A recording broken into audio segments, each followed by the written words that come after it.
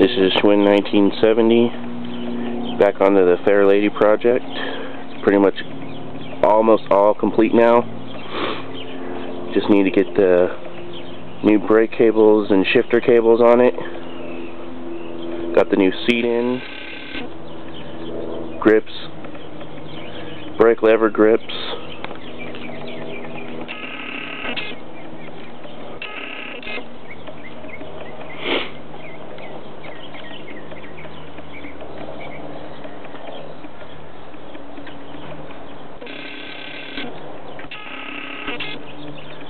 There'll be one more video after this, and it's done.